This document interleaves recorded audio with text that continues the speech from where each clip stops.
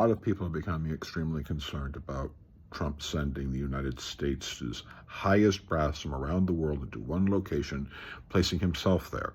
Placing not only himself there, but him, the Secretary of Defense, maybe some other cabinet-level people meeting with the United States military, particularly in a time where the United States military has been sent into the streets of Los Angeles, being asked to go into the streets of Portland, Chicago, Washington, D.C., and the militarization of ICE as being a force into cities around the country has people becoming very concerned, as particularly the loyalty oaths that people are taking to Donald Trump and not the Constitution anymore. The reason why these things are very concerning in history, at least what people are being reminded of over and over again, is an event that took place on August 2nd, 1934 in Germany by Adolf Hitler himself, when he pulled the military under his command as he was using them inside of the streets, because he did that. Hitler had brown shirts. He had the people that were under the control of a man by the name of Ernst Röhm. He had that were basically thugs enforcing his orders and that sort of thing. But in August 2nd, 1934, is when Adolf Hitler brought all military command, all the police commands, and all this stuff, put them into one room, and to have them give this pledge. This was what the oath that replaced the oath to the Weimar Republic, to Germany, and to their constitution, and replaced it with this. I swear by God, this sacred oath, that to the leader of the German Empire and people, Adolf Hitler, supreme commander of the armed forces, I shall render unconditional obedience, and that as a brave soldier, I shall at all times be prepared to give my life for this oath. Let me repeat this to you again. I swear by God, this sacred oath. In other words, the Nazis were very religious. It was a very religious component.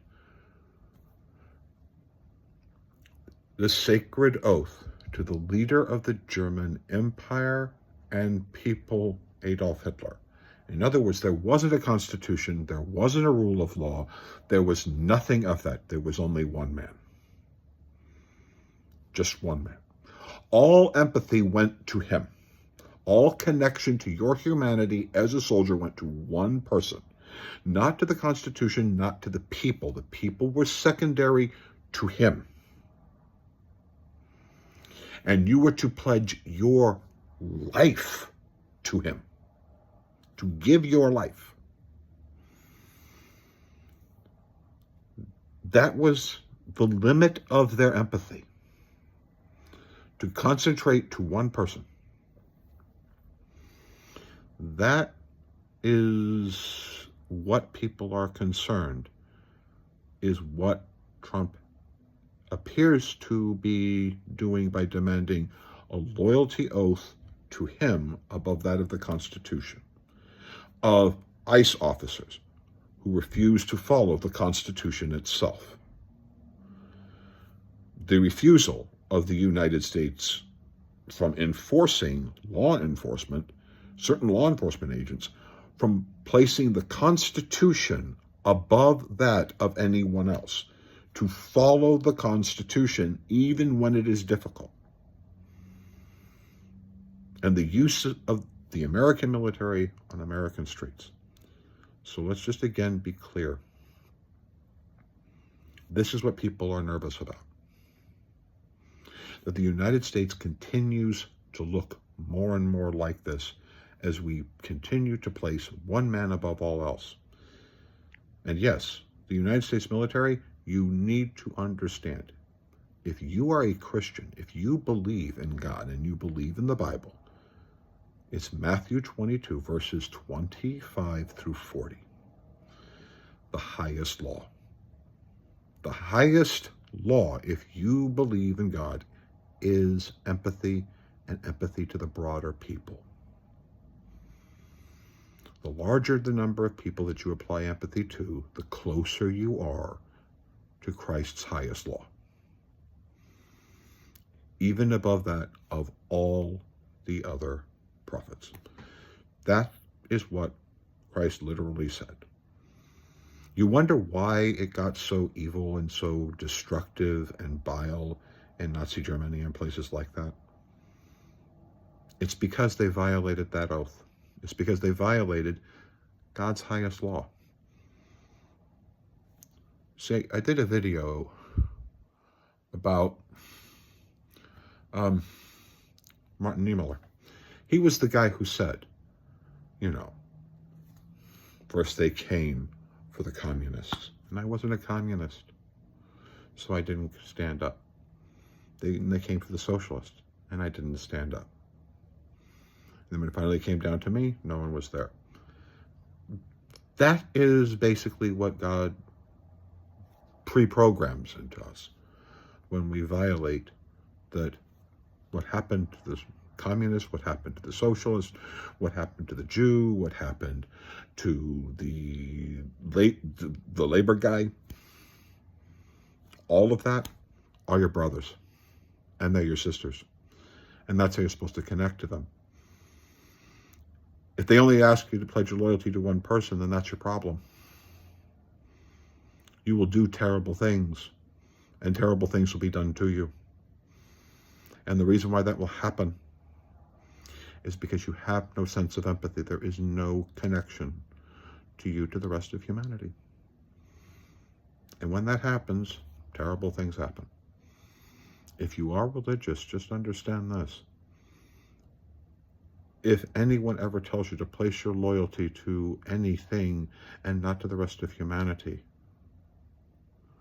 then you're violating the highest law.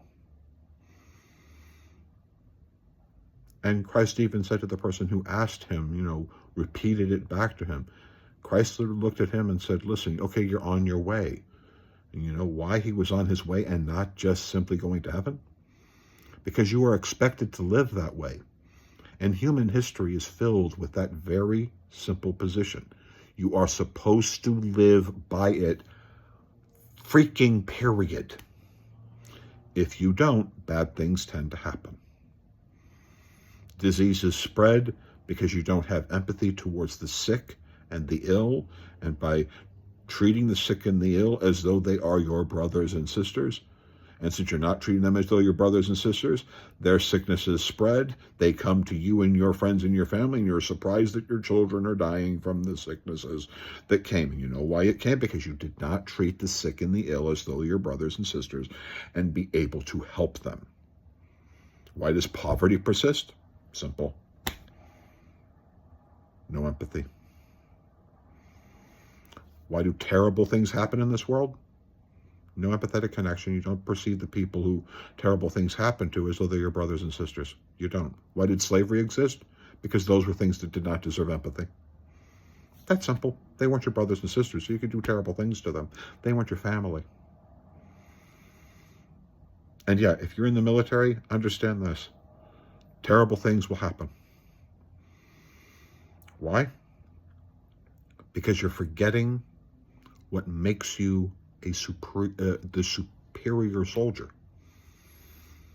What makes you the superior soldier is your connection to the American people, your connection to the values of the Constitution, your willingness to die in the foxhole with your buddy, to die for your buddy, to die for victory, is because your empathy is towards your fellow soldiers and to your unit. Empathy makes you strong, not weak.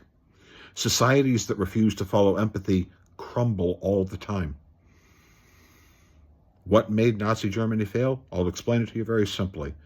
They did not believe in the value of Jews, so they lost people like Oppenheimer, who built nuclear weapons. And then they did not believe in gay people. They treated gay people like crap. So you know what happened? A gay man cracks the entire code. Enables the Allies to understand every single order that Hitler was going to give.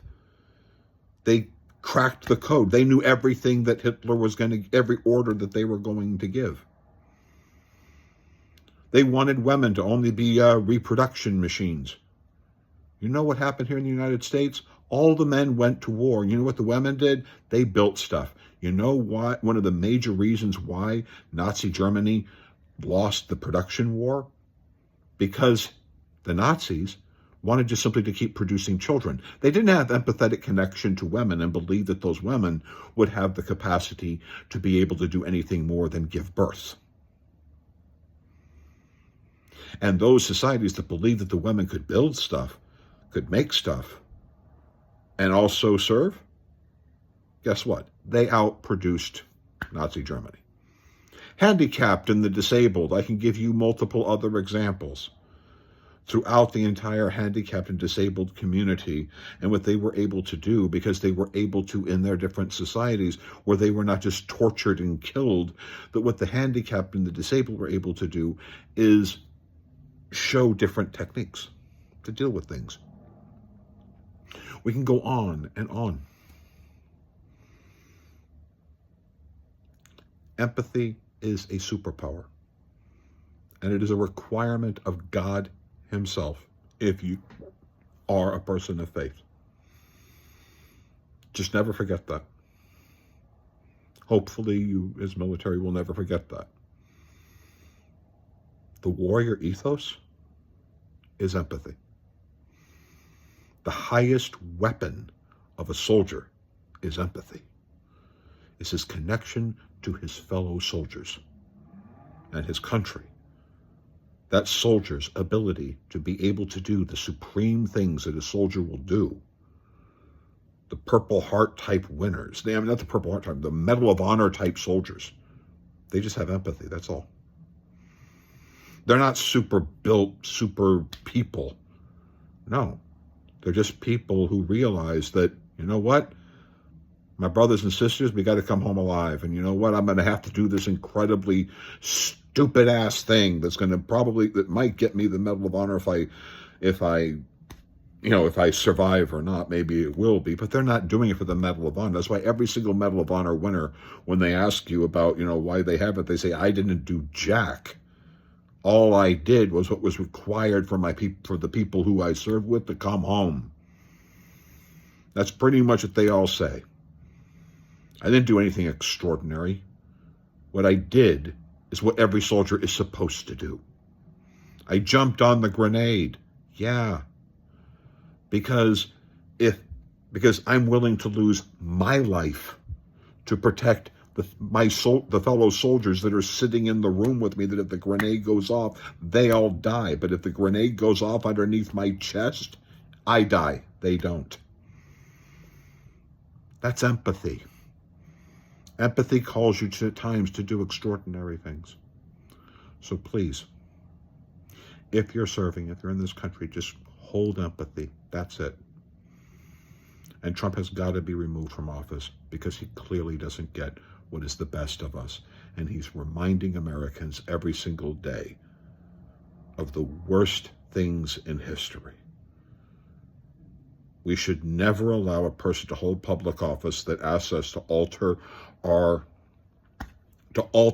your pledge, to get away from the Constitution, to get away from your commitment to the people, and start making pledges like were done in August 2nd, 1934, where they pledged their undying loyalty to one man and not to one nation and not to one constitution, and everything that became as a problem the moment you were doing that. But that is not just with Adolf Hitler. It's with every situation like that, with everyone.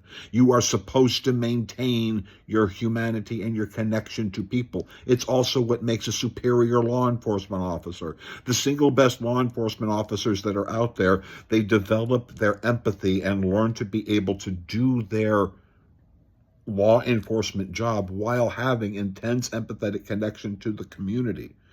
And when they see that the community is saying, that law enforcement is violating people's constitutional rights, an empathetic law enforcement officer steps up and tries to explain it. And tries to explain it to his fellow officers. And says, you know what? We're not doing a good job here. We're not living up to the Constitution. We're not protecting and serving. We are not being empathetic. And because we're not, that's why we're screwing up. That's why the people aren't talking to us. But you know what? If we're empathetic and we follow the Constitution, people start trusting us. That's it. That's all you have to do. Place empathy as a very high command, because it is the highest command. And don't trust anybody who tells you to diminish it. And if you're in the military, just remember, what makes you an extraordinary warrior is following the highest command and never placing your loyalty in one person. Believe in the country, believe in the people, even when they're driving you crazy. Because that's what you're supposed to do. If your family drives you crazy and you're able to still stay together, then you know how to be able to deal with crazy people. Just love each other. That's it. Have connection. Love doesn't mean that you ignore people doing criminal behavior. It just means that you stay together. That's it. Not complicated. People want to know what Jesus Christ would do if he came down? He would just say that very simple thing. Love your brother, love your neighbor as yourself. That's it. You're all family. That's it. You're all family. You're my family. You're my family. You're God's family. All of it, all of it, all of it. You're all family. And then God would just walk, and then he'd walk back up and say, no, you don't understand. I've been telling you this for thousands of years, every single day of your miserable lives. Every single traumatic, terrible thing that has ever happened in human history has existed because you refused to listen. How many times do I need to keep repeating this to you? That's what Jesus Christ would do. Jesus Christ would just come to you and say, Matthew 22, 25, 240, see that? Highest law, live that. Can't do it? Terrible things happen. You do it? Good things happen. That's simple. Like, share, subscribe, and never forget, follow the highest law. Thank you.